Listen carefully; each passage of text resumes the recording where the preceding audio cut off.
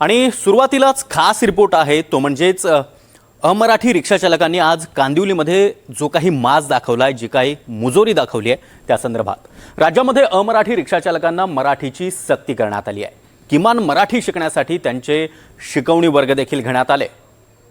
त्यांना वेळोवेळी मुदतवाढ सुद्धा देण्यात आली आणि इतकं सगळं करून सुद्धा या हिंदी भाषिक काही रिक्षा चालकांची मुजोरी मात्र कायम आहे। मराठी सक्तीच्या विरोधात सोमवारी कांदिवलीच्या लिंक रोडवर काही अमराठी रिक्षा चालकांनी रस्त्यावर आंदोलन करत वाहतूक कोंडी करण्याचा प्रयत्न केला। नेमकं काय घडले आज कांदिवलीत पाहूया।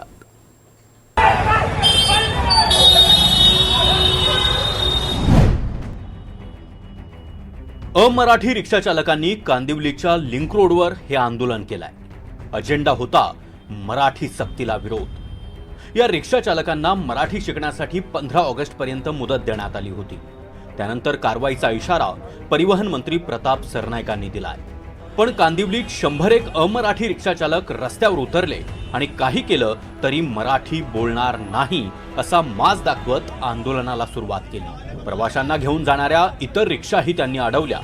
त्यामुळे लिंक रोड परिसरात मोठी वाहतूक कोंडी झाली। एका मराठी रिक्षा चालकानं या मनमानीला विरोध केला तर त्याला रिक्षाच्या बाहेर ओढत मारहाण केली आहे। साईडला लावल्यानंतर मी गाडीच्या खाली उतरलो आणि त्यांना विचारत होतो की मला मराठी येते, मी मराठी आहे, माझा जन्म महाराष्ट्रातला आहे, मग मला काय प्रॉब्लेम नाही आहे ना, तुम्हाला प्रॉब्लेम आहे तर तुम्ही बघा ना तो। त्यानंतर ते 4-5 जण आले आणि मला मारायला सुरुवात केली। त्यामुळे त्यांनी का मारलं हे सांगितलं का? कारण का तुम्ही गाडी बंद करा, बंद, आम्ही संप पुकारलाय, तुम्हीही संप करा।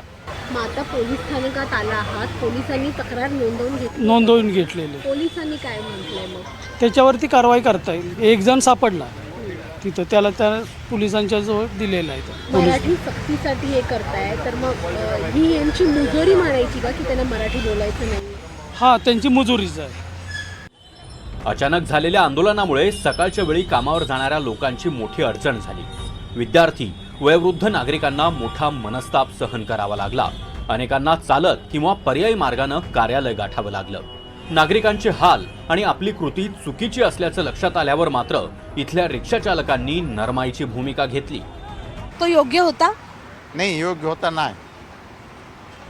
नहीं, लेकिन थोड़ा जो ये दबाव दिली जाला है, ये थोड़ा अच्छा नहीं है। थोड़ा टाइम देना चाहिए कि भाई सब लोग इसको सीख लें। और मुझे तो उतना जितना एक साधारण पैसेंजर से बोलचाल की भाषा में, जैसे मला जायचे या तुम्ही कुठे जायचे आहे, यही सब अपने को थोड़ा बहुत ज्ञान है, ज़्यादा बहुत विस्तार नहीं, लेकिन कोशिश प्रयत्न जारी है। आज ज्या पद्धतीने रिक्षा चालकांनी रस्ता अडवला ते योग्य होतं का? मराठी बोलणार नाही, मराठी बोलायचे, मराठी में राहणार है तो मराठी बोलना पाहिजे। मराठी बोलणारच नाही, ही जी मुजोरी होती ती दिसली सकाळी। हम बोलेंगे, मराठी का सम्मान हम करते हैं, मगर खाली यही आईटी वाला जो परेशान कर रहे हैं यही तकलीफ है, बाकी कोई तकलीफ नहीं है। आरटीओ वाले काय नेमकं करतायत? आईटी जो अभी सर्टिफिकेट हम लोग पढ़ाई किए उसका सम्मान होना चाहिए कि हम लोग दिखा के रिक्शा चलाएं और आईटी वाले तकलीफ न दे, बस। पण मराठी रिक्षा चालकाला झालेल्या मारहाणीमुळे मनसे चांगलीच आक्रमक बनली आहे। मनसे कार्यकर्त्यांनी मारहाण करणाऱ्या अमराठी रिक्षा चालकाला चांगला चोप दिलाय। जोपर्यंत FIR दाखल होत नाही तोवर पोलीस स्टेशन सोडणार नाही असा पवित्राच मनसेनं घेतला होता। वेळेला आम्ही त्याला शोधत होतो, त्या उत्तर भारतीय रिक्षा चालक होते, मला भेटले, पण तो वयस्कर असल्या कारणाने तर असं आम्ही मनसे स्टॉल नाही केलं, जवळ खंत आहे त्याची, परंतु वयस्कर असल्याकारणाने पोलिसांच्या ताब्यात दिलं आणि लोकांना शोधात पोलिसांनी मला सांगितलं की त्या ठिकाणी ह्या जो मला असा गुन्हा, रिक्षा अडवून पॅसेंजरला बाहेर काढून व्यक्तीला पण ह्याला काढून मारहाण केलेलं आहे, त्याच्यावरती FIR झाला पाहिजे। FIR घेतो बोललं, परंतु आता बोललं NC मॅटर, आणि ह्यांना सांगता तुम्ही राजकारण म्हणजे पोलीस पण ह्यांच्यात सामील आहेत का? मी इथं आता सिनियर माझ्या सर्व पदाधिकारी इकडे बोलवलेला आहे, DCPला मी आत्ता कॉल केलेला आहे। जर का FIR घेतलं नाही आहे तर मग इथे जो प्रकार होईल ह्या कांदिवली पोलीस स्टेशन सिनियर आणि DCP जबाबदार राहतील। कारण एका मराठी माणसाला, रिक्षा चालकाला एका परप्रांतीय मारतायत आणि तुम्ही बघत नाही पोलीस प्रशासन, हे प्रशासन काय त्यांच्याच घाबरतं का काय ह्या लोकांना? काही रिक्षा चालकांनी महाराष्ट्रात 15 वर्ष वास्तव्याला असल्याचं दाखवण्यासाठी बनावट डोमिसाईल देत परवाने आणि बॅच मिळवल्याच्या तक्रारी परिवहन खात्याला प्राप्त झाल्या। त्यामुळे नव्यानं बॅच देताना मराठी चाचणीसोबतच कागदपत्रांची पडताळणी अधिक कठोर करण्यात आली आहे। त्यातच या मुद्द्याला आता राजकीय रंग चढलाय।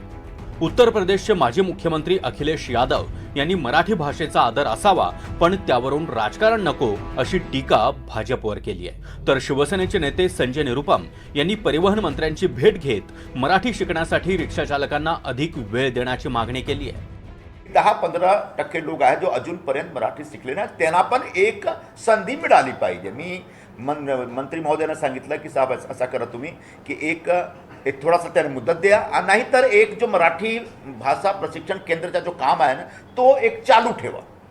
वेगवेगळ्या RTOमध्ये तुम्ही चालू ठेवू शकता आणि जे काही शिकलेले नाही त्यांना त्यांच्यामध्ये एक सर्वे झाला पाहिजे, त्यांना नोटीस दिला पाहिजे। जे शिकले नाही त्यांना नोटीस द्या आणि त्यांना सांगा की तुम्ही 1-2 महिन्यात शिका, नाही तर तुमच्या विरोधात आम्ही कारवाई करू।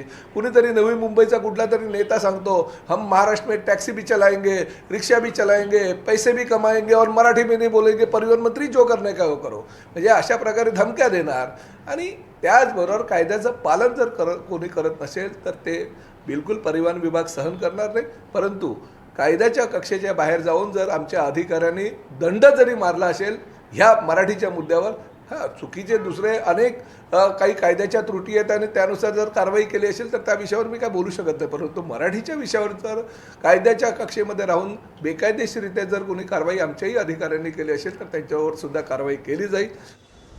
मुद्दा असा आहे आणि सांगणं एकच आहे, तुम्हाला मराठी शिकण्यासाठी अजून वेळ हवाय तर तो नीट मागा। महाराष्ट्रात राहून मराठी शिकायची नाही, सक्ती केल्यानंतर मराठी माणसालाच वेठीला धरायचं आणि जाब विचारल्यावर मराठी रिक्षा चालकाला मारहाण करायची, हा माज मराठी माणूस कधीच सहन करणार नाही। जुई जाधवसह bureau report, NDTV Marathi, Mumbai.